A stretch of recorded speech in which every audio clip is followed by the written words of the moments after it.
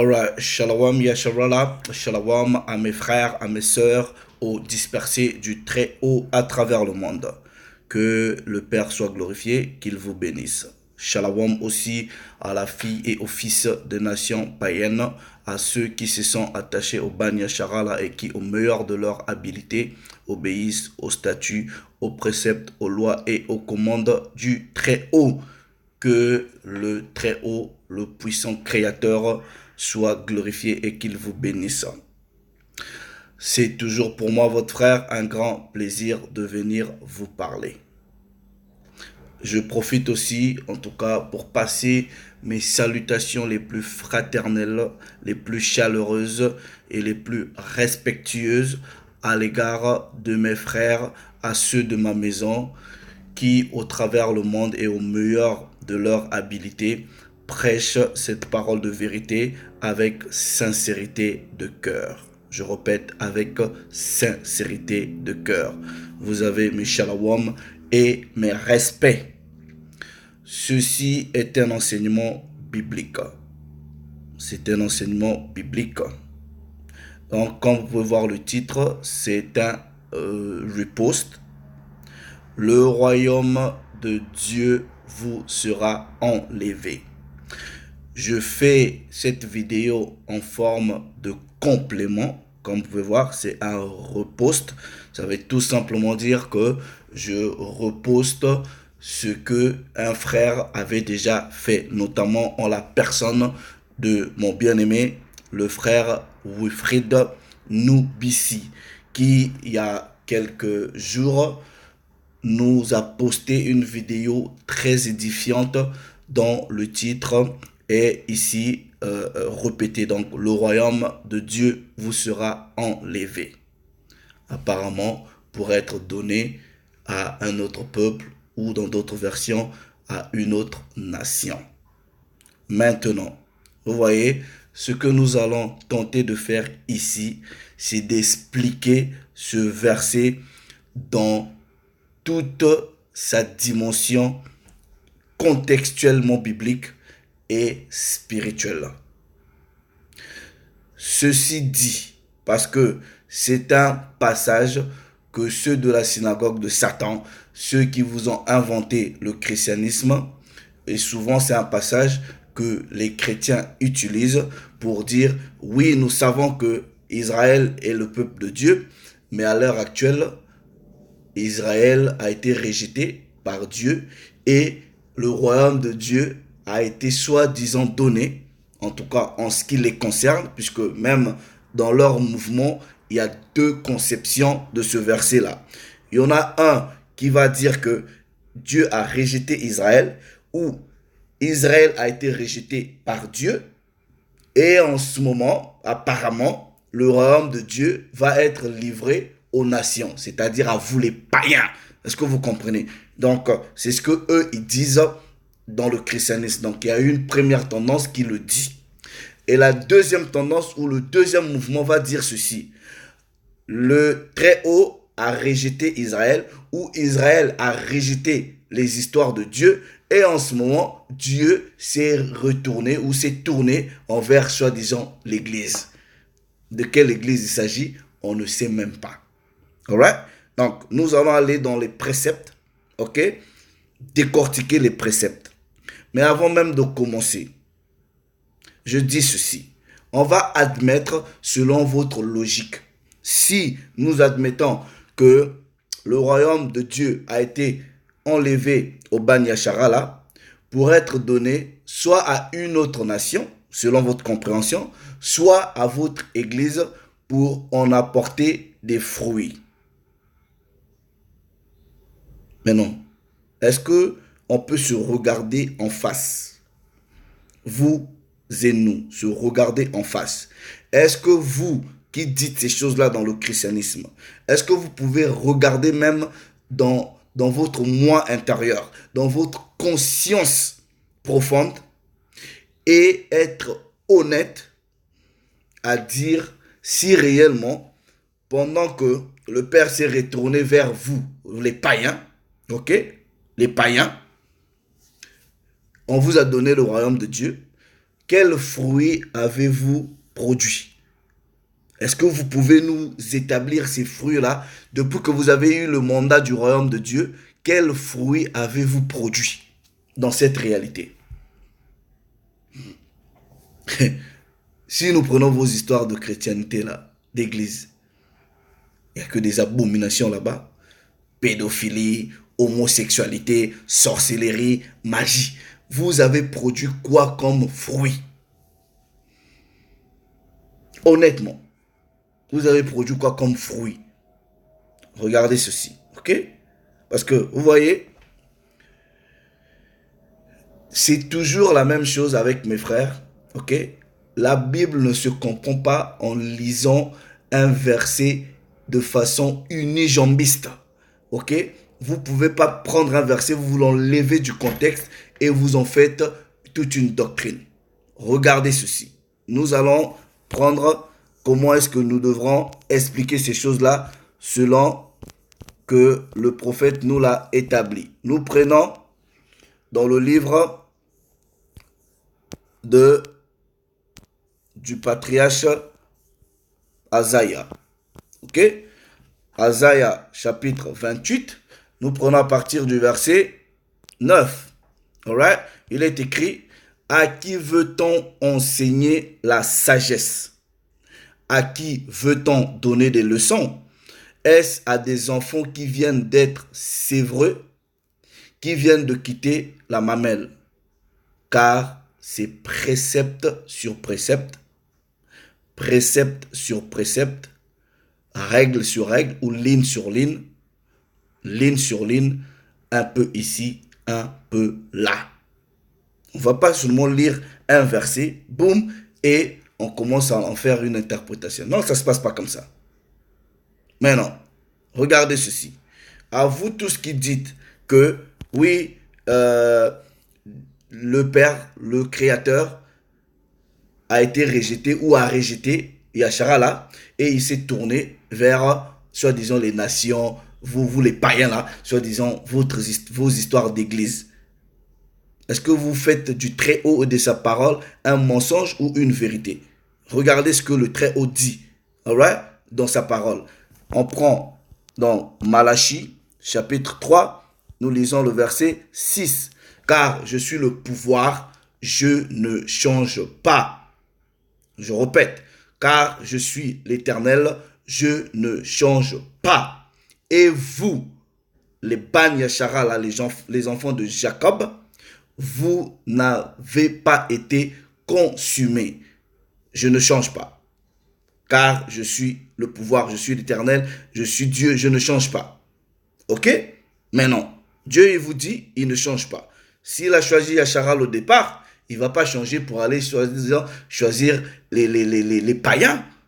Ça serait contradictoire avec sa propre parole. Ok? D'où est sortie cette histoire, soi-disant, les Bani Yachara ont rejeté Dieu ou les Bani Yachara ont été rejetés par Dieu. D'où est-ce que vous avez trouvé cette idée? Regardez, nous prenons Romains chapitre 11. Romains chapitre 11, nous lisons le premier verset. Je dis donc, le pouvoir, Dieu a-t-il rejeté son peuple? Loin de là. Loin de là, il n'a pas rejeté. Car moi aussi, je suis israélite de la postérité d'Abraham, de la tribu de Benjamin. Dieu n'a point rejeté son peuple qu'il a connu d'avance. Donc là déjà, ça met à mal votre doctrine ou votre interprétation du passage que nous allons lire. Maintenant, cet enseignement, je le ferai en deux parties. Dans une première partie, on va vous prouver, puisque la parole vous dit quoi? On va prendre ce précepte, que la parole de Dieu est une épée. Bref, vous connaissez, on va dans Hébreu. La parole de Dieu est une épée à double tranchant. Ok? Mais non. Comme je dis, je ferai cette vidéo en deux parties. dans une première partie, nous allons vous démontrer de façon directe à qui les propos du Christ s'appliquaient, ok? Et c'était quoi le royaume dont il parlait qui devrait être enlevé et à qui, de façon directe, à son époque, ça s'appliquait. À qui maintenant, ça a été enlevé. Pour enlever, il faudra que cette chose-là soit dans la main d'une personne, on enlève de sa main pour donner à quelqu'un d'autre. C'était quoi le royaume de Dieu qui a été enlevé à qui pour être donné à qui? Ensuite, dans la deuxième partie, on va vous montrer maintenant une vision plus élargie. On a un peuple à qui ce truc-là a été donné, le royaume de Dieu, et maintenant on va prendre encore ce royaume de Dieu enlevé dans ce peuple-là pour aller donner à un autre. C'est pour cela, là, vous voyez même dans l'image de l'illustration, voilà, je vous ai mis la photo, attendez, la photo de deux royaumes d'Israël. Vous allez comprendre que dans une grande mesure, dans la partie 2, je vais vous démontrer que le royaume de Dieu, alright, va quitter exclusivement le domaine, quand je dis pas quitter dans ce sens, c'est-à-dire il va partir du royaume de Juda pour être maintenant l'apanage de tous les deux royaumes d'Israël.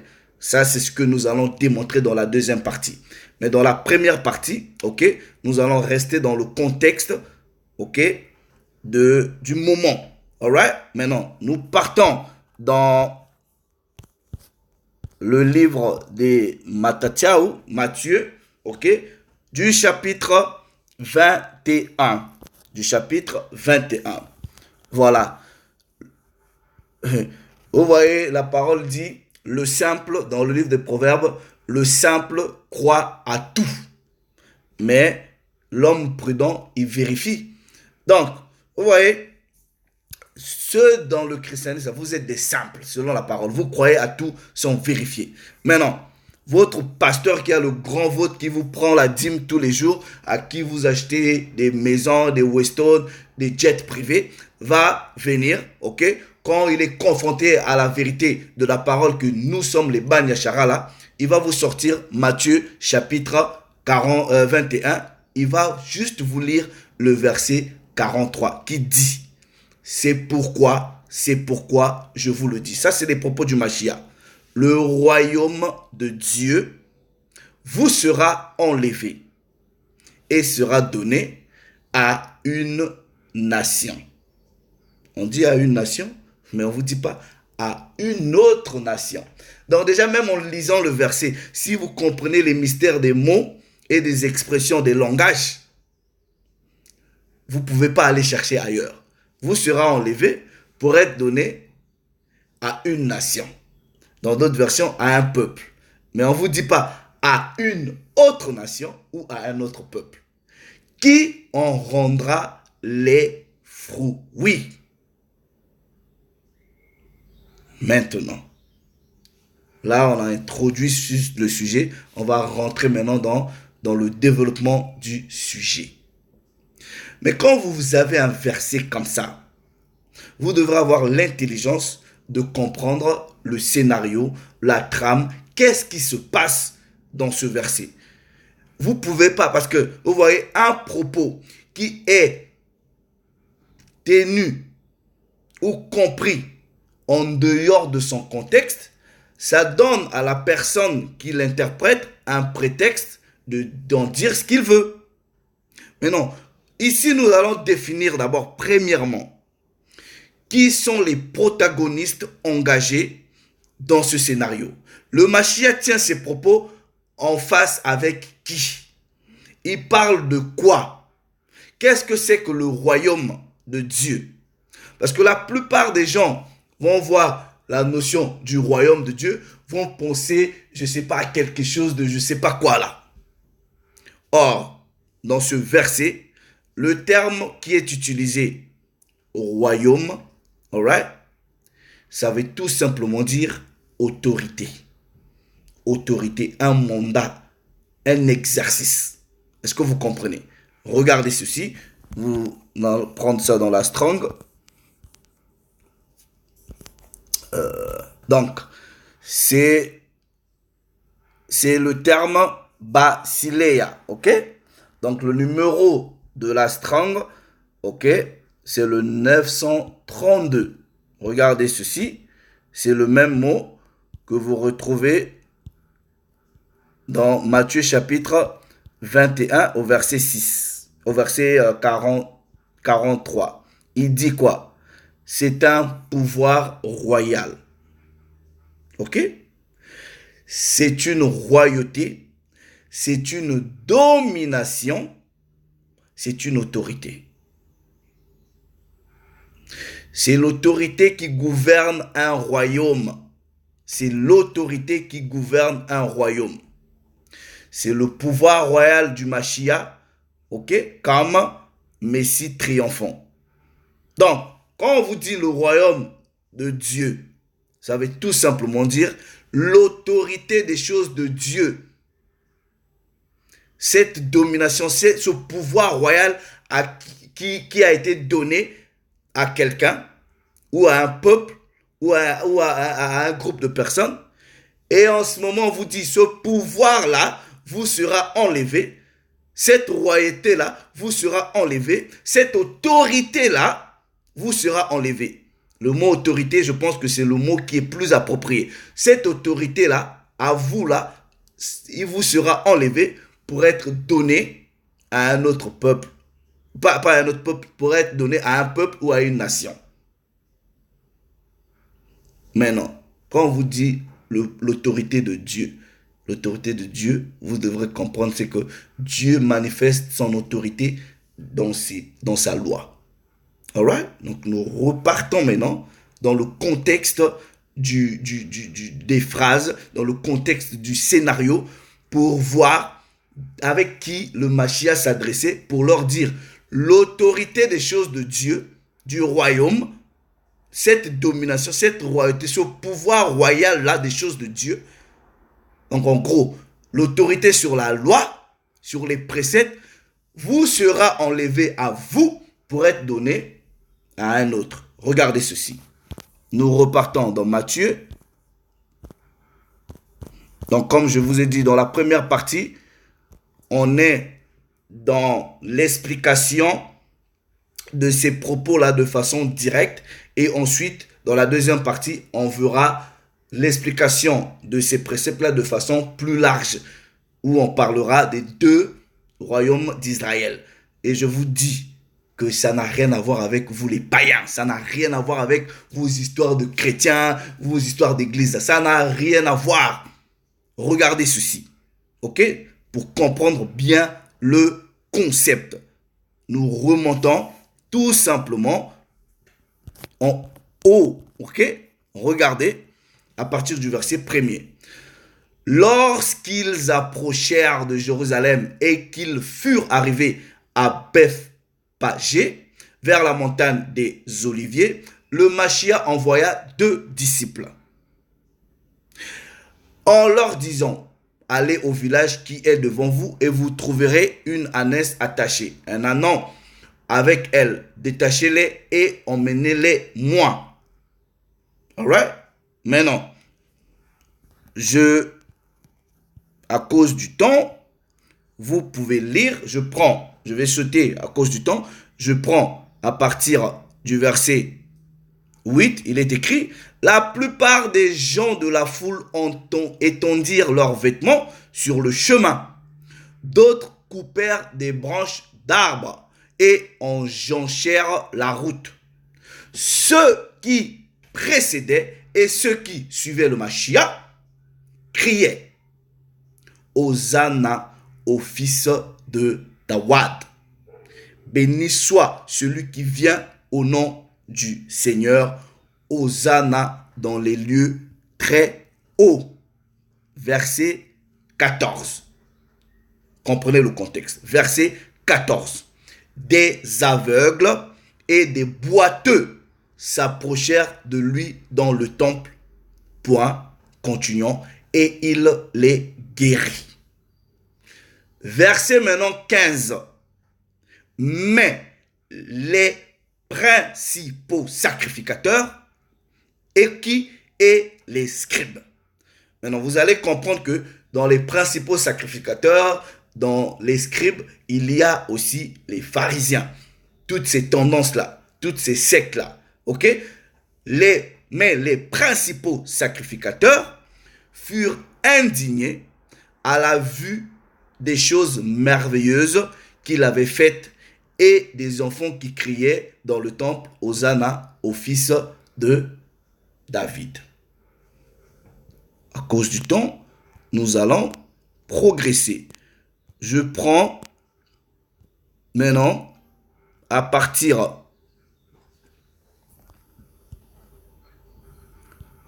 du verset 33.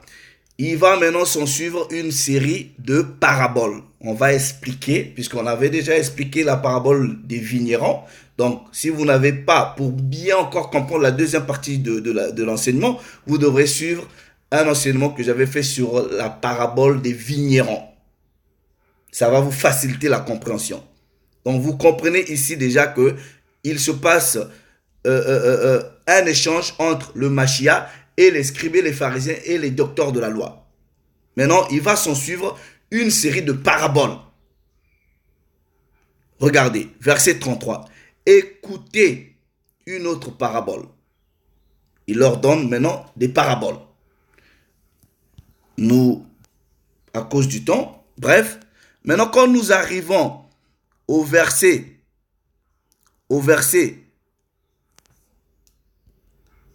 42, le Machia leur dit. Donc, quand on dit leur dit, il y avait ces apôtres-là, il y avait aussi ces scribes et les docteurs de la loi. Mais en fait, il s'adressait aux scribes et aux docteurs de la loi et la parole va vous le dire. Regardez ceci.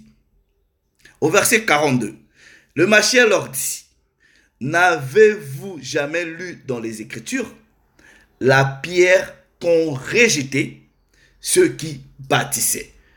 C'était qui bâtissait à cette époque? Quand on vous dit bâtir, c'est-à-dire construire les gens, vous allez bâtir sur quoi? Sur la parole, sur la loi. Maintenant on dit, la pierre qu'ont rejeté ceux qui bâtissaient est devenue la principale de l'angle.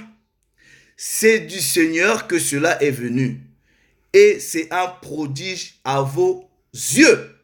Parce que quand il faisait des miracles, ses scribes et ses docteurs de la loi commençaient à douter de lui en disant mais ces pouvoirs-là viennent d'où? Et vous comprenez que dans la parole, il a même été accusé des pouvoirs diaboliques. Alright? Maintenant regardez, il leur dit c'est du Seigneur que cela est venu. Et c'est un prodige à vos yeux. C'est pourquoi je vous le dis, le royaume de Dieu vous sera enlevé et sera donné à une nation qui en rendra des fruits. Maintenant, regardez ceci. Celui qui tombera sur cette pierre s'y brisera. Et celui sur qui elle tombera sera écrasé.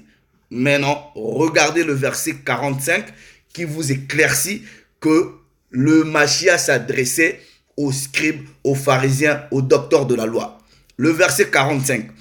Après avoir entendu ces paroles, virgule, les principaux sacrificateurs et les pharisiens comprirent que c'était d'eux que le Machia parlait. Et ils cherchaient à se saisir de lui. Maintenant, quelqu'un va dire, maintenant, il est où le rapport entre prendre le royaume de Dieu et enlever à ces gens-là et donner? Mais vous devrez d'abord comprendre que c'était à cette époque, right? C'est-à-dire l'autorité sur les choses de Dieu se reposait sur les sacrificateurs, sur les scribes, les docteurs de la loi. C'est ça en fait. Ok? C'est cette autorité-là, ça va vous être enlevé. On va donner à d'autres personnes. Et ces autres personnes-là vont en produire les fruits. Pourquoi? Parce que l'autorité du royaume qui a été donnée à ces scribes, à ces docteurs de la loi, tout ça là, bref, ils n'ont pas produit les fruits. Pourquoi ils n'ont pas produit les fruits? Vous allez comprendre ceci. Regardez, la parole nous dit dans Matthieu, ok? Matthieu chapitre 7. Matthieu chapitre 7. Nous allons lire à partir du verset 16. Regardez, il est dit, vous les reconnaîtrez à leurs fruits. Cueille-t-on des raisins sur des épines ou des figues sur des charbons? Tout bon arbre porte de bons fruits, mais le mauvais arbre porte de mauvais fruits. Un bon arbre ne peut pas porter de mauvais fruits, ni un mauvais arbre porter de bons fruits. Maintenant, regardez ceci. Pourquoi maintenant dans Matthieu, il dit que la pierre angulaire, la pierre, nous repartons dans le verset 21, chapitre 21 plutôt, regardez, à partir du verset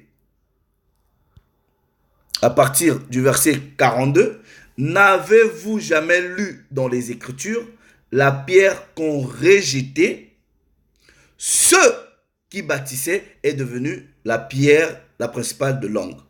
Je vous avais déjà dans le passé fait une vidéo en vous expliquant qui étaient de ceux-là qui avaient rejeté le Mashiach. Si bien que la parole dit, il est venu chez les siens et les siens ne l'ont pas reçu. Quand on parlait des siens là, c'est une histoire de pouvoir, de puissance et d'autorité. Ce n'est pas que tous les Ban Yashara là ont rejeté le Mashiach. Ceux qui l'avaient rejeté, ou rejeter son autorité, ou ne pas reconnaître son autorité, c'était ceux qui avaient la charge de la doctrine, de l'enseignement, de la loi, notamment les sacrificateurs, les scribes, toutes ces personnes-là. Et nous allons le lire dans la parole. Regardez, Marc chapitre 8. Marc chapitre 8, le verset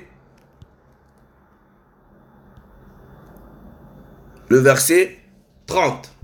Le Mashiach leur recommanda sévèrement de ne dire cela de lui à personne. Bon, regardez, on va prendre vraiment le contexte. Verset 27, le Mashiach s'en alla avec ses disciples dans les villages de Césarée de Philippe et il leur posa en chemin cette question.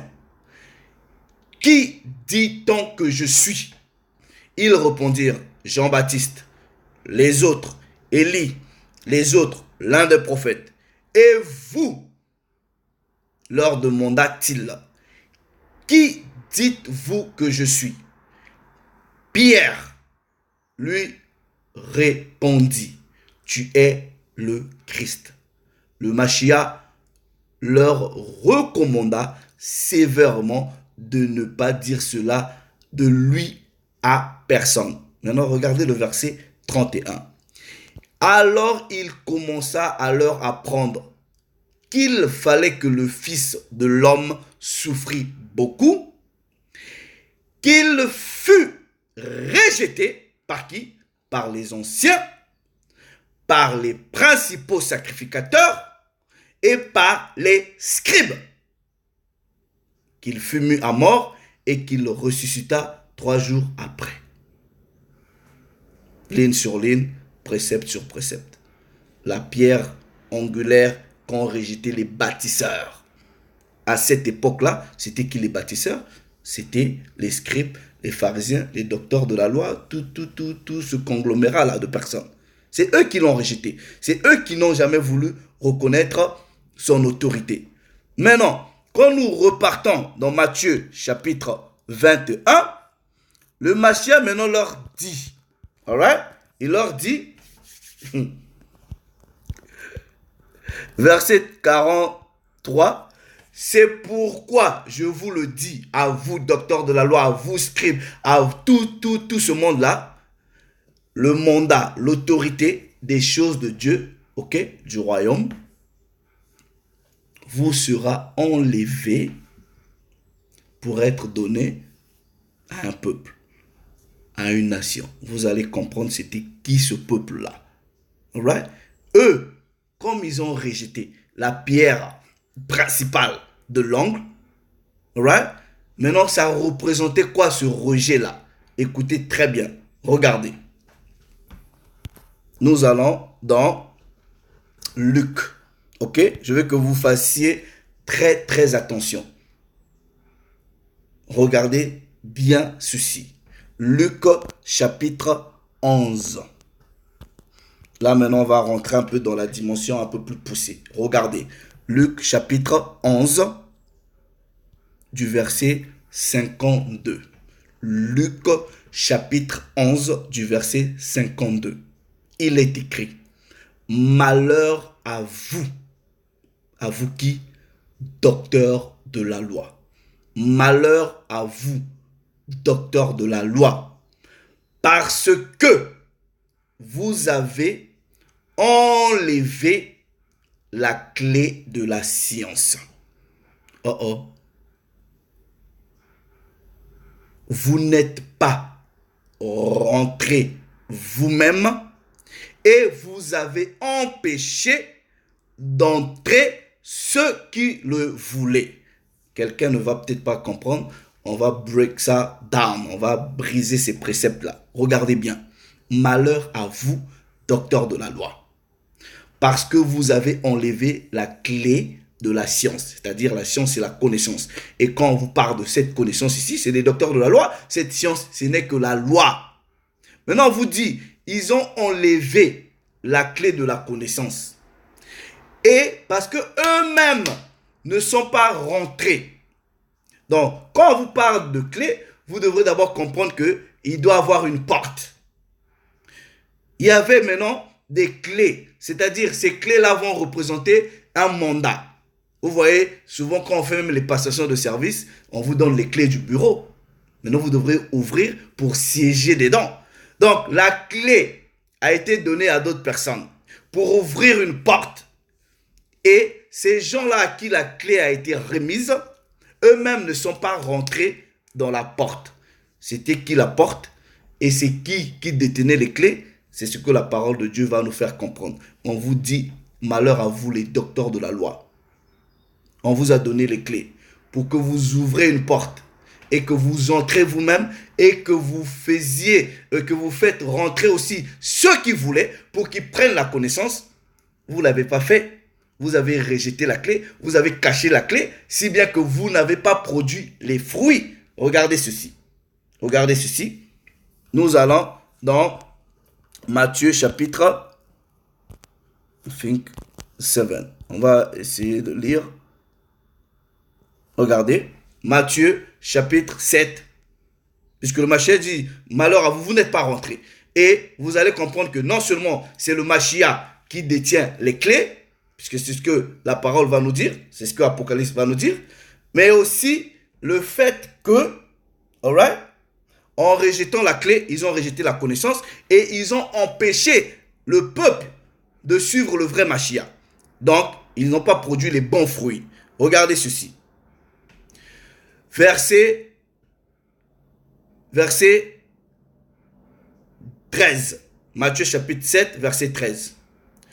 Entrez par la porte étroite, car large est la porte, spacieux est le chemin qui mène à la perdition. Et il y en a beaucoup qui entrent par là. Mais étroite est la porte, resserré le chemin qui mène à la vie. Le Mashiach plus tard va vous dire, je suis le chemin, la vie et la vérité. Il vous parle de la porte étroite. Maintenant, il dit, il y a peu qui les trouvent. Et il met les gens en garde. Il dit, gardez-vous des faux prophètes. Faites attention. Et plusieurs fois dans la parole, il a toujours prévenu les gens du levain des pharisiens, des scribes, des docteurs de la loi. Alright? Donc, on vous prouve ici que il parle de la porte en tant que lui-même. C'est ce que même Jean va confirmer. Jean chapitre 10. Jean chapitre 10. Nous allons lire à partir du verset 8. Il est écrit: tous ceux qui sont venus avant moi sont des voleurs et des brigands. Mais les brebis ne les ont point écoutés. Je suis la porte. Si quelqu'un entre par moi, il sera sauvé. Il entrera et il sortira et il trouvera des pâturages. Le voleur ne vient que pour dérober, égorger et détruire. Et moi, je suis venu afin que les brebis aient la vie et qu'elles soient dans l'abondance. Il est la porte. Ok? Il est la porte. Regardez ceci. Nous partons dans Ésaïe, chapitre 22. Alright? Ésaïe, chapitre 22. Vous prouvez que non seulement il est la porte, mais il est aussi, en une certaine mesure, la clé. Et c'est lui qui donne la clé pour que cette porte-là soit ouverte. Regardez, Ésaïe chapitre 22, nous lisons à partir du verset 22. Regardez ceci. Je mettrai sur son épaule la clé de la maison de David. Quand il ouvrira, nul ne fermera. Et quand il fermera, nul n'ouvrira. Ok? C'était qui? C'était sur qui la clé a été mise sur son épaule. Regardez, Apocalypse chapitre 1, verset 1. Révélation du Mashiach que le pouvoir lui a donné pour montrer à ses serviteurs. Donc la révélation là, ce n'est pas la révélation du Mashiach lui-même. C'est la révélation que le Père lui a donnée. Ok? Maintenant, lui aussi va prendre cette révélation. Il va prendre son ange. Quand je dis son ange, il va prendre un ange et il donne la révélation à l'ange. Et l'ange prend la révélation pour la montrer ou la donner à Jean. C'est toute une chaîne, un ordre.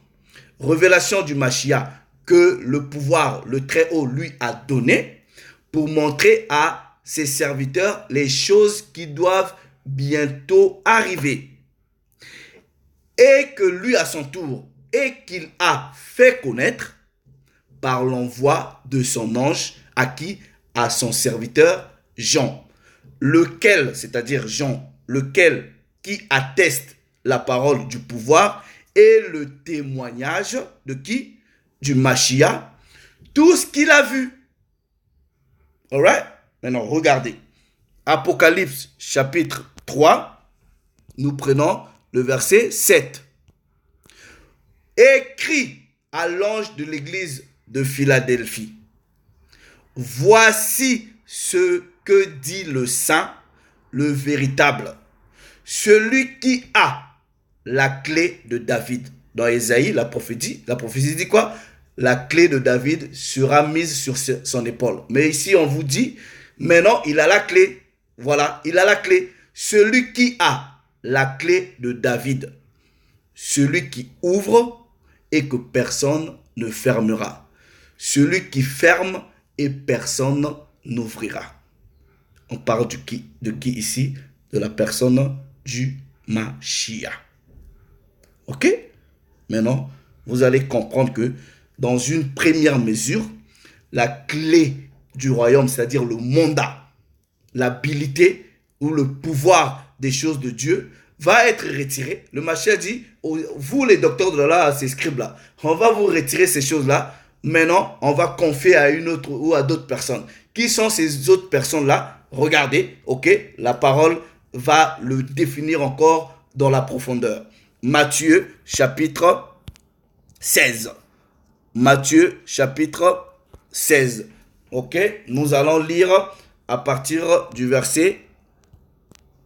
Hold on. À partir du verset 16. Simon-Pierre répondit, tu es le Christ, le Fils du pouvoir vivant. Le Machia, reprenant la parole, lui dit, tu es heureux, Simon, fils de Jonas, car ce ne sont pas la chair et le sang qui t'ont révélé cela, mais c'est mon Père qui est dans les cieux. Verset 18 maintenant. Et moi je te dis, tu es Pierre, et que sur cette pierre, je bâtirai mon église.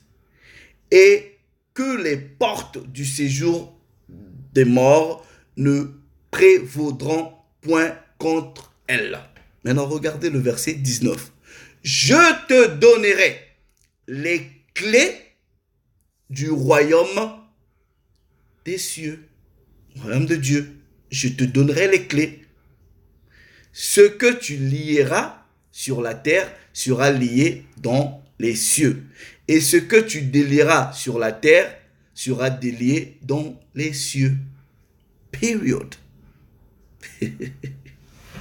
Donc, en gros, le Machia, dans Matthieu chapitre 21, est en train de dire à ses scribes, à ses docteurs de la loi, mais désormais, là, ça sera plus vous. L'autorité, là, ça sera plus vous. Les gens viendront maintenant écouter les disciples. C'était eux ce peuple, c'était eux cette nation. Ça, c'est dans une première mesure. L'autorité va être enlevée à ces docteurs de la loi, à ces scribes, pour être remise aux apôtres.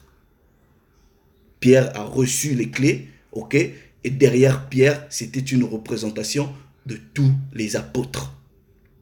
Et même en dehors de leur donner les clés, il leur confère encore des pouvoirs. Je vous donnerai des pouvoirs. Vous allez guérir les malades, vous allez faire des miracles. C'était d'abord ça dans une première mesure. Parce que la parole, elle est claire.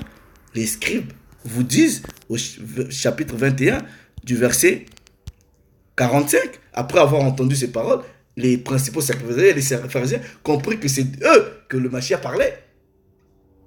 Donc, maintenant, eux qui avaient le mandat, l'autorité d'enseigner les gens, ils ne sont pas rentrés eux-mêmes par la porte. Ils ne sont pas rentrés dans la maison des mystères. Pourquoi? Parce qu'ils ont rejeté le Machia.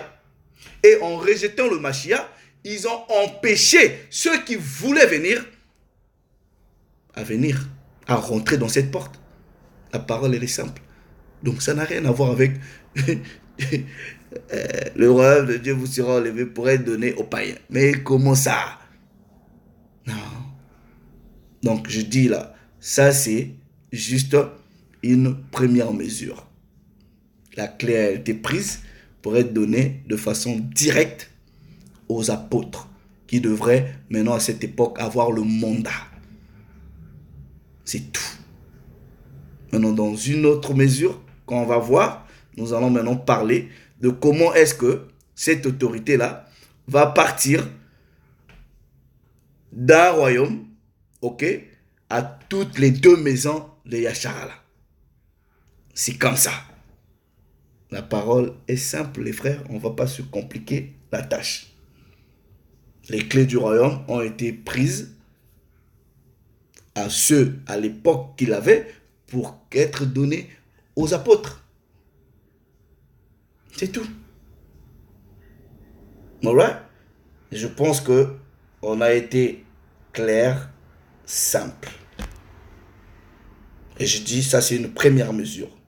Dans une prochaine mesure, nous allons voir comment est-ce que ce pouvoir-là ne va plus être seulement l'apanage d'une seule maison d'Israël, c'est-à-dire la maison de Juda. Ça va quitter Juda. Bon, pas quitter Juda comme tel, mais ça va maintenant être partagé entre Juda et Ephraïm, c'est-à-dire la maison d'Israël. si vous remarquez, c'est que juste avant, le Christ fait des allusions avec les vignes. Nous allons regarder dans la deuxième partie. Ça représentait quoi? Et comme je dis, je vous conseille déjà la vidéo sur la parabole des vignerons. On avait déjà expliqué. Mais nous allons revenir, ok, et placer cette parabole dans le contexte du verset de Matthieu chapitre 1, du verset 43. Donc, j'espère que par là, vous avez déjà compris que l'autorité a été enlevée aux docteurs de la loi, aux scribes, à ces gens-là, pour être donnée aux vrais disciples du Mashiach. Et que c'était les gens maintenant, à partir de ce moment, qui devraient suivre les disciples. Parce que eux, ils avaient maintenant pris la clé et ils avaient ouvert la porte et ont accédé à la connaissance véritable. Les autres, les docteurs de la loi, les scribes, l'ont rejeté. L'ont rejeté. À part quelques-uns aussi qui pouvaient venir un peu dans la nuit. Mais de façon officielle, non, ils ne voulaient pas. Alright? Maintenant, on s'arrête là. Le Très-Haut s'est encore glorifié. Shalom, mes frères.